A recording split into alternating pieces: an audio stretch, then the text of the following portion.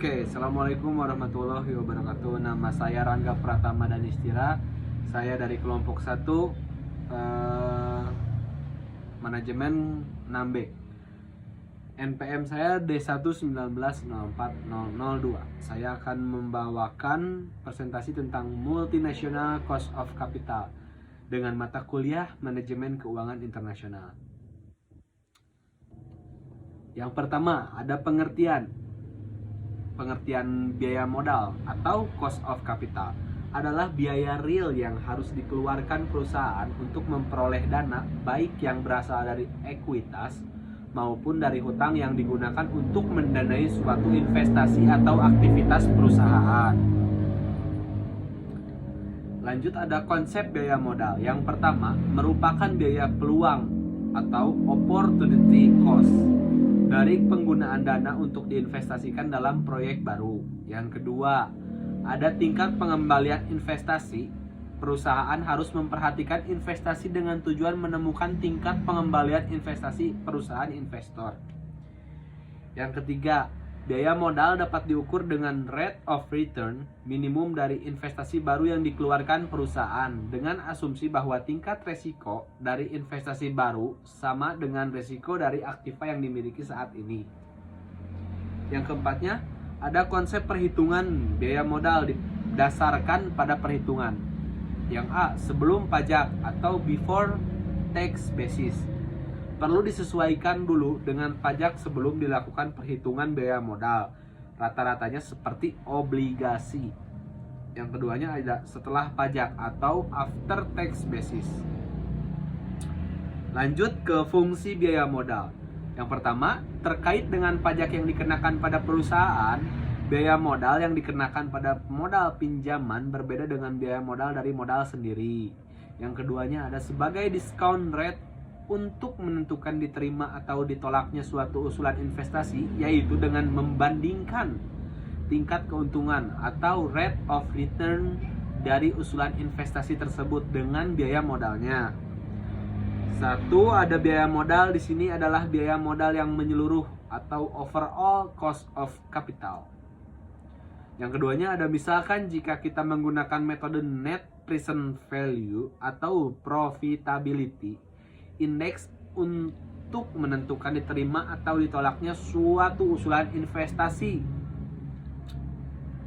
maka biaya modal berfungsi sebagai discount rate yang digunakan untuk menghitung nilai sekarang dari proses dan pengeluaran investasi. Lanjut, di sini ada tingkat pengambilan internal sama kekayaan pemilik saham. Tingkat pengembalian internal kurang dari biaya modal sama dengan menurun. Tingkat pengembalian internal sama dengan biaya modal itu sama dengan tidak berubah ya. Tingkat pengembalian internal lebih besar dari biaya modal itu meningkat kekayaan pemilik sahamnya. Logika penggunaan biaya modal itu macam-macam biaya modal. Yang pertama, ada biaya hutang atau cost of debt. Yang kedua, ada biaya saham, preference atau cost of preferred stock. Yang ketiga, ada biaya saham biasa atau cost of common equity. Yang keempat, ada biaya modal rata-rata tertimbang atau weighted average cost of capital atau WACC. Lanjut, di sini ada biaya hutang, rumusnya cost of debt. Perusahaan dalam mencukupi kebutuhan modalnya biasanya mencari pinjaman melalui pihak internal dengan menerbitkan surat utang atau melakukan pinjaman pada bank. Rumusnya biaya hutang KB sama dengan CT per D. KD sama dengan KB dikali 1 dikurang T. Keterangannya nih, KD sama dengan biaya utang setelah pajak, itu dalam bentuk persen. KB sama dengan biaya utang sebelum pajak, sama dalam bentuk persen. CT besarnya bunga yang harus dibayarkan per tahun. T sama dengan persentase tingkat pajaknya. D sama dengan biaya hutang. Lanjut, ada contoh biaya hutang. Diketahui biaya utang sebelum pajak sebesar 9% dan tingkat pajaknya 17%. Tentukan biaya hutang setelah pajak. Penyelesaiannya, KD sama dengan 9% dikalikan 1 dikurang 17% sama dengan 9% dikali 0,83 sama dengan 7,47. Dalam biaya utang terdapat modal individual, yaitu yang pertama ada biaya utang jangka pendek, yang kedua ada biaya utang jangka panjang yang terdiri dari biaya obligasi dan biaya hipotek. Biaya obligasi yaitu surat hutang yang dikeluarkan perusahaan dengan nominal dan jangka waktu tertentu serta pemberian bunga tertentu. Rumus biaya obligasi. Biaya obligasi sama dengan C tambah F kurang P per N dibagi P tambah F per 2 dikali 1 dikurang pajak. Keterangannya, C sama dengan tingkat bunga, F sama dengan nilai nominal, P sama dengan nilai jual, N sama dengan umur obligasi. Contohnya nih, 100 lembar obligasi dikeluarkan dengan harga nominal 75.000 per lembar. Umur 10 tahun dijual dengan harga 67.000 per lembar. Bunga sebesar 10% dan pajak sebesar 25%. Oke, penyelesaiannya nih. Biaya obligasi sama dengan 75.000 dikali 10% ditambah 75.000 dikurang 67.500 per 10 dibagi 67.500 ditambah 75.000 dibagi 2 dikalikan 1 dikurang 0,25 sama dengan 7.500 ditambah 750 per 71.250 dikalikan 0,75 sama dengan 8.250 per 71.250 dikalikan 0,75 sama dengan 0,0868 dipersenkan menjadi 8,68. Lanjut, kita ke biaya hipotek. Hutang hipotek yaitu hutang jangka panjang dengan jaminan benda tidak bergerak. Biaya hutang hipotek sama dengan bunga dibagi modal dari hipotek yang masuk secara konkret dikalikan 1 dikurang pajak. Contoh, perusahaan mempunyai hutang hipotek sebesar 25 juta dengan bunga 11% per tahun. Atas hipotek tersebut dijaminkan gedung seharga 40 juta dan asuransi premi sebesar 750.000.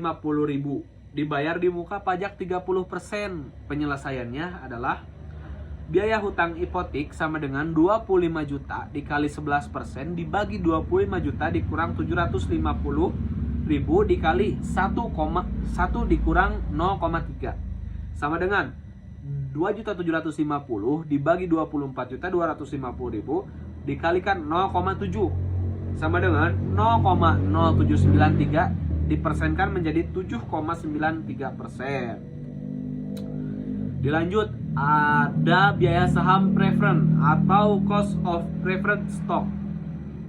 Saham preference yaitu saham yang memiliki karakteristik kombinasi antara utang dan modal sendiri. K preferred sama dengan dividen dibagi price of preferred.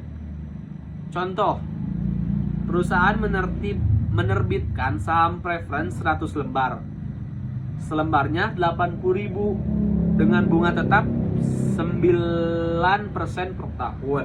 Penjualan saham preference ini 7 juta 70.000 per lembar. Penyelesaiannya, cost of preferred stock sama dengan 9% dikali 8 juta dibagi 7 juta dikalikan 100% sama dengan 720.000 dibagi 7 juta dikalikan 100% sama dengan 0,1028 dibulatkan menjadi 0,103 dipersenkan menjadi 10,3%. Lanjut ke biaya saham biasa atau cost of common equity. Biaya saham biasa yaitu biaya yang dikeluarkan oleh perusahaan yang memperoleh dana dengan cara menjual saham biaya untuk investasi. Fungsi dari saham biaya yaitu 1. Alat untuk menguasai perusahaan. 2. Alat untuk menentukan pembagian laba. 3. Alat untuk mengadakan kombinasi dari perusahaan. 4. Alat untuk memenuhi kebutuhan modal permanen. bentuk biaya saham baru yaitu pertama, biaya laba ditahan atau cost of retained earning. Metode estimasi biaya laba ditahan yaitu A. Pendekatan kapital aset pricing model atau CAPM. Rumusnya KS sama dengan KRF ditambah KM dikurang KRF dikali kurung BI.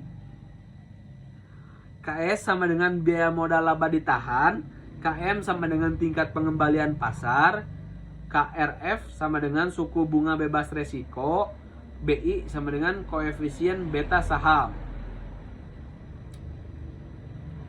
Contoh pendekatan kapital aset pricing model atau CAPM. Besarnya suku bunga bebas resiko 8%, besarnya return pasar yaitu 16%, dan beta saham PT Hexatex sebesar 1,5. Berapa besar biaya modal laba ditahan atau tingkat pengembalian yang disyaratkan oleh investor? Penyelesaiannya KS sama dengan KRF tambah KM kurang KRF kurung tutup BI dikalikan 1,5 sama dengan 18% ditambah 16% dikurang 8% dikalikan 1,5 sama dengan 8% ditambah 8% dikali 0,1 dikali 1,5 sama dengan 8% ditambah 12% sama dengan 20%. Yang B, pendekatan hasil obligasi dan premi resiko. KS sama dengan hasil obligasi tambah premi resiko. Yang C, pendekatan hasil dividen dan tingkat pertumbuhan. KS sama dengan D1 per P0 tambah G. Keterangan KS sama dengan biaya laba ditahan, D1 estimasi dividen tahun, P0 harga saham biasa, G. Tingkat pertumbuhan dividen. Contoh, saham PT Hexatex saat ini nilainya sebesar 2.100 per lembar. Estimasi dividen tahun YAD sebesar 180 perak per lembar. Dividen diperkirakan akan tumbuh sebesar 6% per tahunnya. Berapakah biaya laba ditahan perusahaan? Penyelesaiannya KS sama dengan 180 per 2100 ditambah 0,06 sama dengan 8,57%. Lanjut, kita ke yang kedua. Ada biaya saham biasa baru dirumuskan dengan KE sama dengan D1 per P0 dikali 1 kurang F tambah G. Keterangannya KE sama dengan biaya modal saham biasa, D1 sama dengan dividen yang diharapkan pada tahun pertama, P0 sama dengan harga pasar saham sekarang, G sama dengan pertumbuhan dividen saham per tahun, F sama dengan biaya emisi. Contoh, saham PT Hexatex saat ini nilainya 1.950 per lembar. Estimasi dividen tahun YAD sama dengan 300 per lembar. Dividen diperkirakan akan tumbuh 5% per tahunnya. Flotation cost of 10% dari harga saham. Berapa biaya ekuitas eksternal perusahaan? Oke, penyelesaiannya kayak gini. KE sama dengan 300 per 1950 dikali 1 kurang 0,1 ditambah 0,05 sama dengan 300 dibagi 1950 dikali 0,9 ditambah 0,05 sama dengan 300 dibagi 1755 ditambah 0,05 sama dengan 22,09%. Oke, lanjut. Di sini ada biaya modal rata-rata tertimbang atau weighted average cost of capital. Dirumuskan dengan WACC sama dengan WD dikali KD dikali 1 kurang T ditambah WP dikali KP tambah WE dikali KE. Keterangannya, WD sama dengan porsi hutang dalam target struktur modal perusahaan. WP sama dengan porsi saham preferred dalam target struktur modal perusahaan. WE sama dengan porsi ekuitas saham biasa dalam target struktur modal perusahaan. KD sama dengan biaya hutang, KP sama dengan biaya saham preferred, KE sama dengan biaya ekuitas saham biasa, T sama dengan tarif pajak perusahaan. Lanjut, di sini ada kita pentingnya variasi biaya modal. Dengan adanya variasi biaya modal dapat dimanfaatkan untuk yang pertama ada menaikkan pangsa global dengan cara memberikan keunggulan yang kompetitif dan berbeda daripada MNC. Misalnya sumber dana, teknologi, atau lain-lain. Yang kedua, menyesuaikan operasi internasional dan sumber dana untuk mengambil keputusan dari adanya perbedaan.